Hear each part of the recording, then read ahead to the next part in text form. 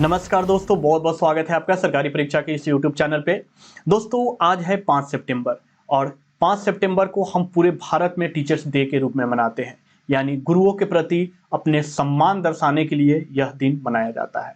दोस्तों गुरु हमारे जीवन में एक ऐसा ईश्वर बनकर आते हैं जिनके बिना ना तो ज्ञान मिल सकता है, ना ध्यान मिल सकता है, न ही आप अच्छे कर्म कर सकते हो।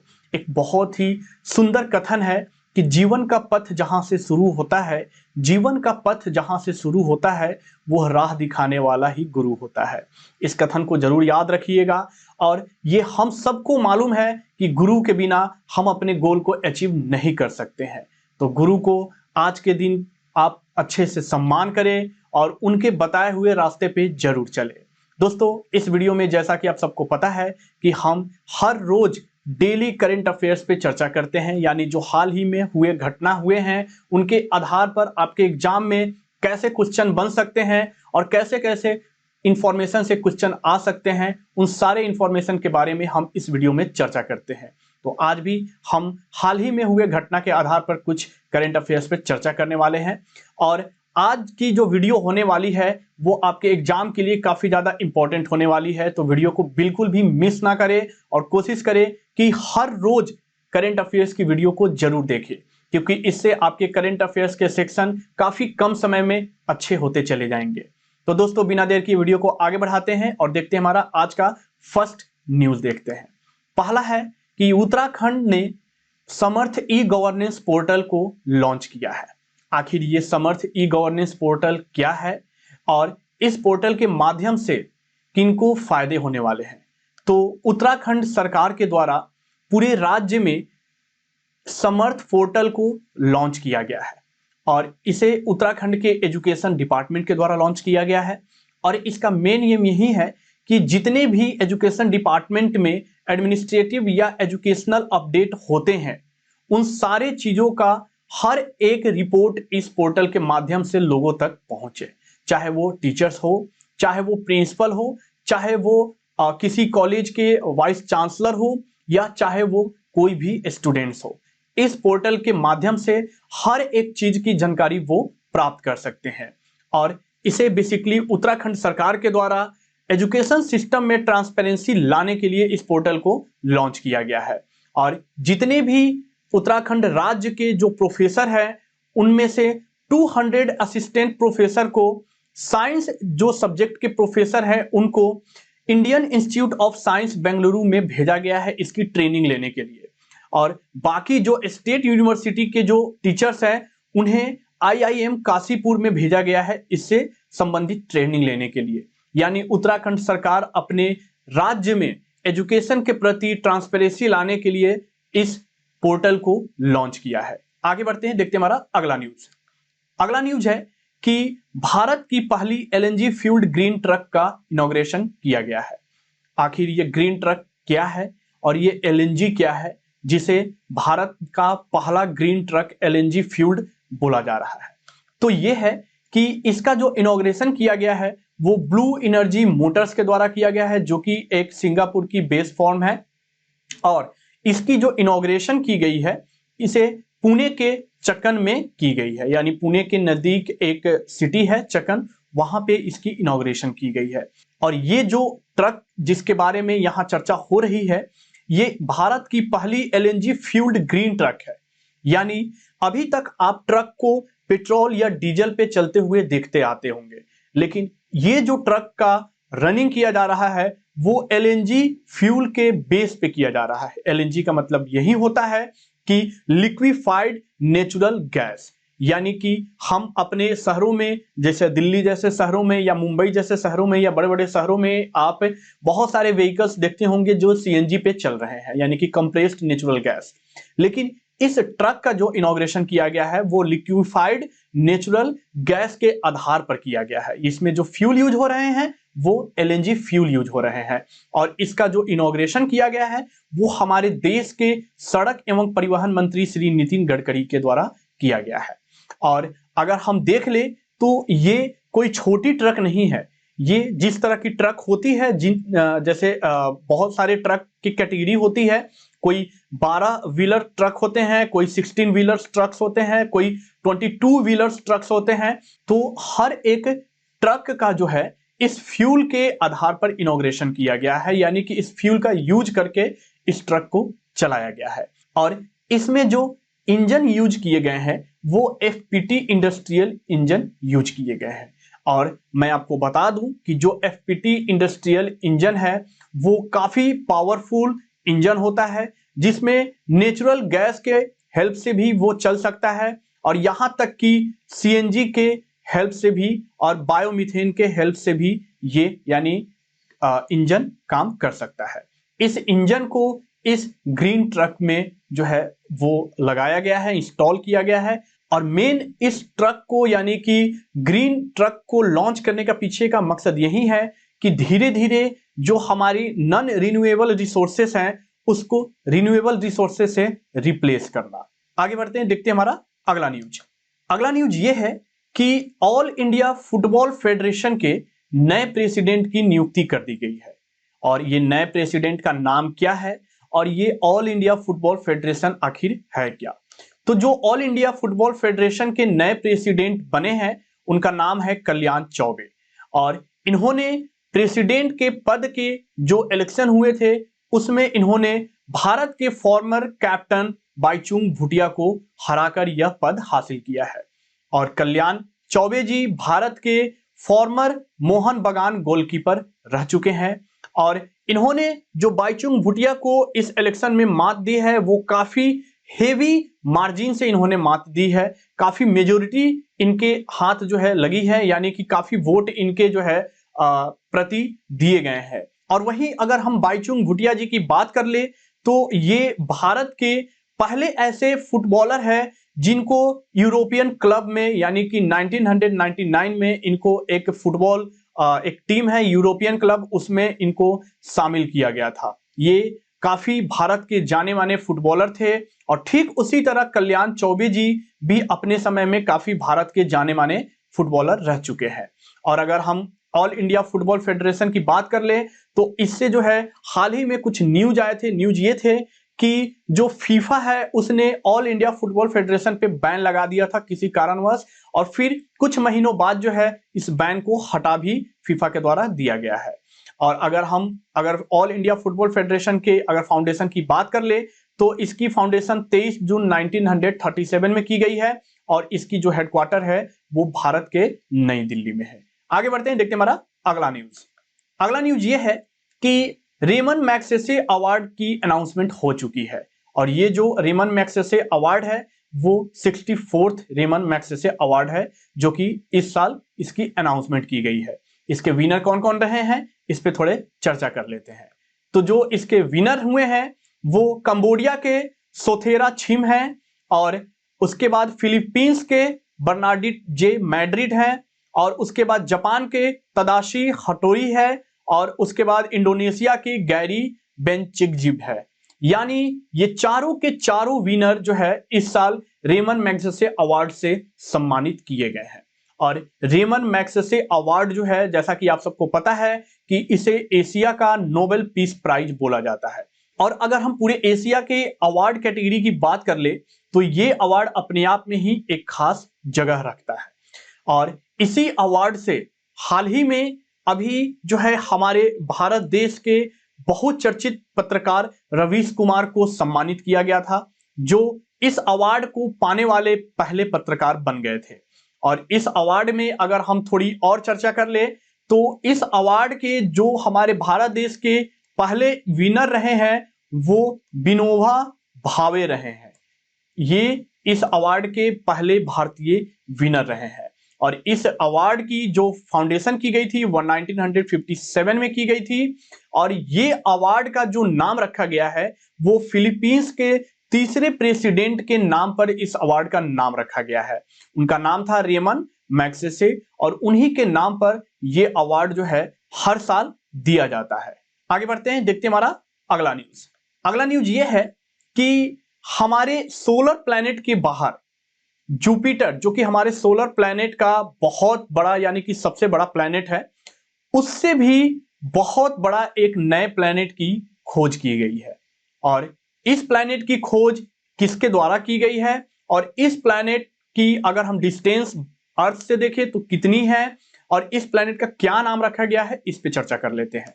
तो इस प्लैनेट की जो खोज की गई है वो जेम्स वेब स्पेस टेलीस्कोप से की गई है। जैसा कि इससे पहले जेम्स वेब काफी न्यूज में था और क्यों न्यूज में था इसके बारे में हमने करंट अफेयर्स में चर्चा किया हुआ है।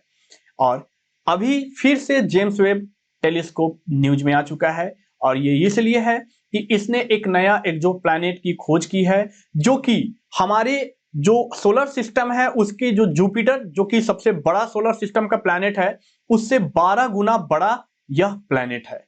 और इस प्लैनेट की जो क्लियर तस्वीर खींची गई है वो जेम्स वेब स्पेस टेलीस्कोप के हेल्प से खींची गई है।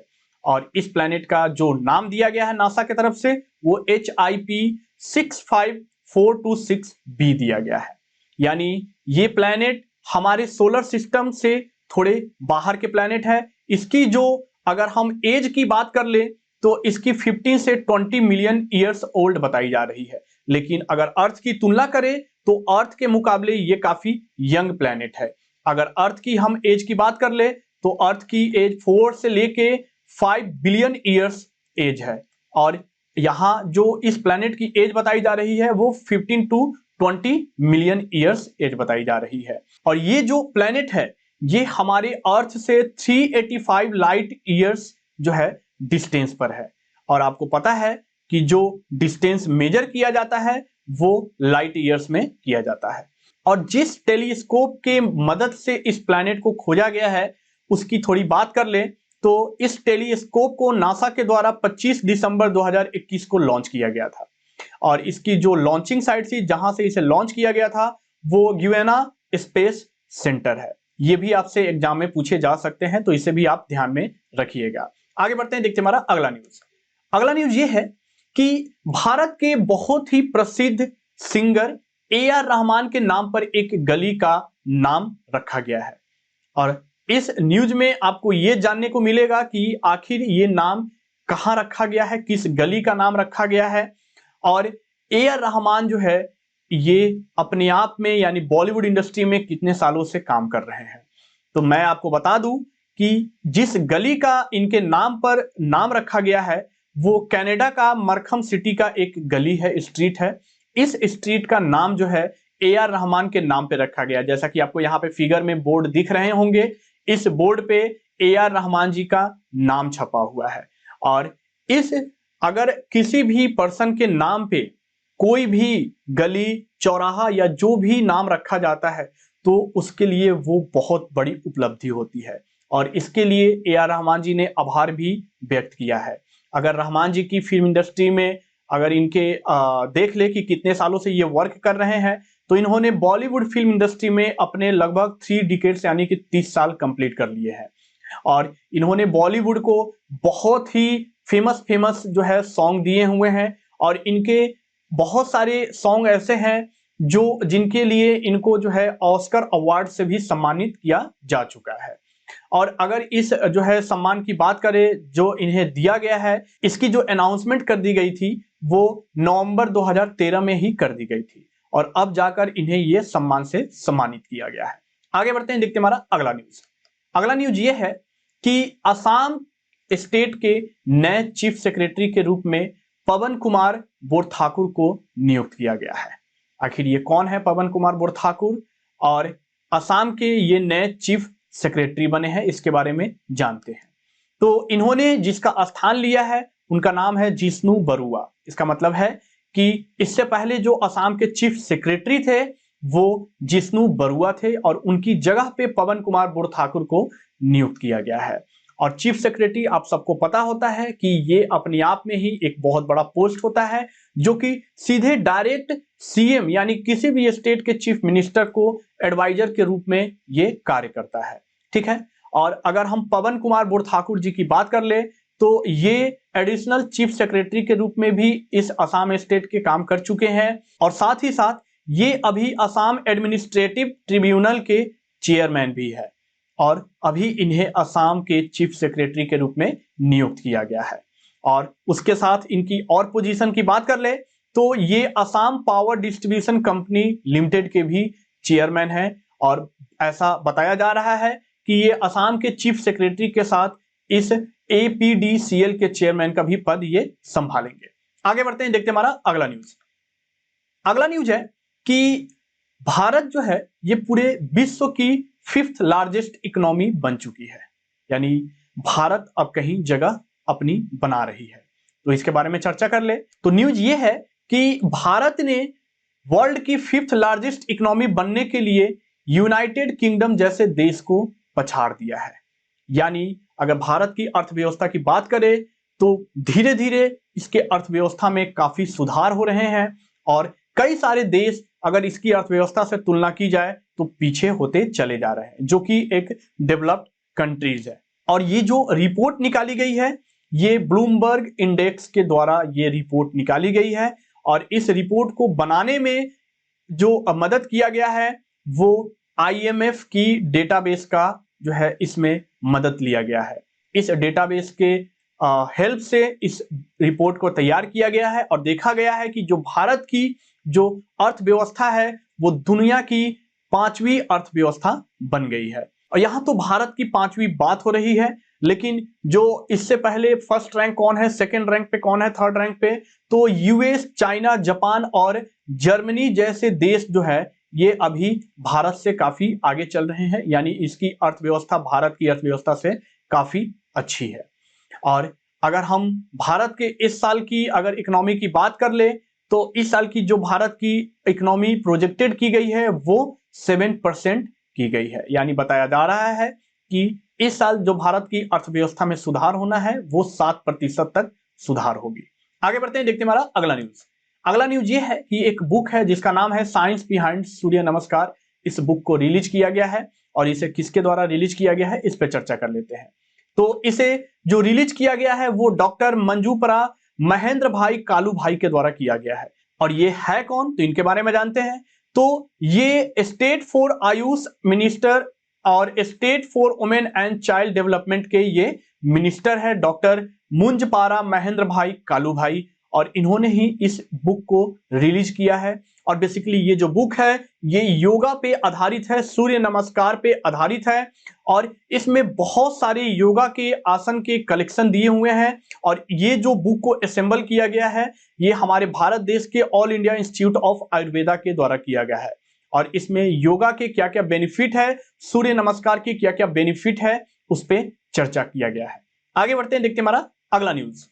तो अगला न्यूज ये है कि अलापुजा एक डिस्ट्रिक्ट है जो कि फुल डिजिटल बैंकिंग डिस्ट्रिक्ट घोषित हो चुका है।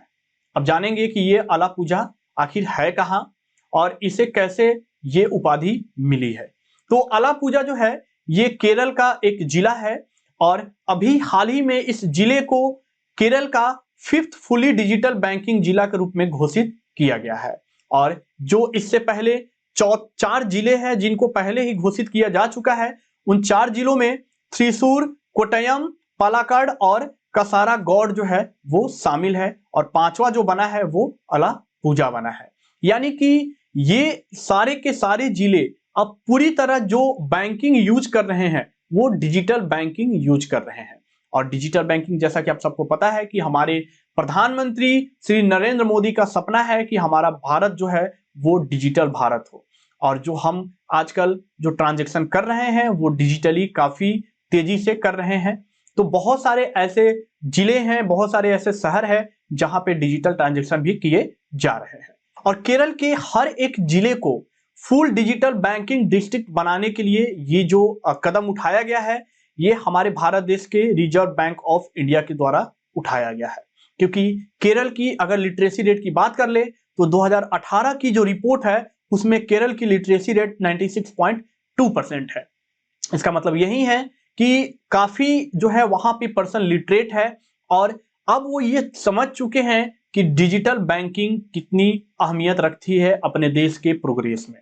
और अगर हम थोड़ी केरल की बात कर ले तो केरल में जो जिलों की संख्या है वो टोटल 14 है और केरल के अभी जो चीफ मिनिस्टर है वो पिनारई विजयन उनका नाम है और गवर्नर है आरिफ मोहम्मद खान। तो दोस्तों ये है हमारे आज के कुछ इंपॉर्टेंट करंट अफेयर्स जिस पे मैंने चर्चा किया। अब इसके आधार पर हम कुछ प्रश्न देख लेते हैं जो आपके एग्जाम में पूछे जाते हैं। तो प्रश्न है कि अखिल भारतीय फुटबॉल महासंघ के नए अध्यक्ष के रूप में किसे चुना गया है? ऑल इंडिया फुटबॉल फेडरेशन के नए अध्यक्ष यानी कि नए चेयरमैन कौन बने हैं? तो अभी मैंने इसके बारे में चर्चा किया कि कल्याण चौबे जी को ऑल इंडिया फुटबॉल फेडरेशन के नए चेयरमैन के रूप में नियुक्त किया गया है। अगला सवाल है कि 64वें रेमन मैग्सेसे पुरस्कार 2022 से कितने पुरस्कार प्राप्तकर्ताओं को सम्मानित किया गया है, यानी कितने व्यक्ति को इस पुरस्कार से सम्मानित किया गया है? 2, 3, 4 या 5? तो कितने लोग को सम्मानित किया गया है? 4 लोग को। हमारा अगला सवाल है कि पवन कुमार बोरठाकुर को किस राज्य का मुख्य सचिव नियुक्त किया गया है? तो अभी मैंने इसके बारे में चर्चा किया कि इन्हें असम राज्य के मुख्य सचिव के रूप में नियुक्त किया गया है। तो ये है दोस्तों आज के करंट अफेयर्स, जो कि पूरे डिटेल में मैंने आपको बताया और कुछ एमसीक्यूज भी मैंने आपके साथ डिस्कस किया। अगर आप इससे जुड़ी और एमसीक्यूज पढ़ना चाहते हैं, लगाना चाहते हैं, तो आप हमारे सरकारी परीक्षा ऑफिशियल वेबसाइट को विजिट कीजिए। वहां पे आपको करंट अफेयर्स के साथ साथ वन लाइनर्स, वीकली न्यूज और इसके अलावा स्टैटिक के पोर्शन भी दिए हुए हैं। आप वहां से अपने एग्जाम की तैयारी कर सकते हैं। अगर आपको ये वीडियो पसंद आया है तो आप इस वीडियो को लाइक करें, अपने फ्रेंड, अपने रिलेटिव जो एग्जाम की तैयारी कर रहे हैं उनके साथ शेयर करें और हमें कमेंट करके जरूर बताएं कि आपको आज का वीडियो कैसा लगा है। और सबसे जरूरी बात कि इस चैनल को सब्सक्राइब और बेल आइकन जरूर दबा लें। धन्यवाद।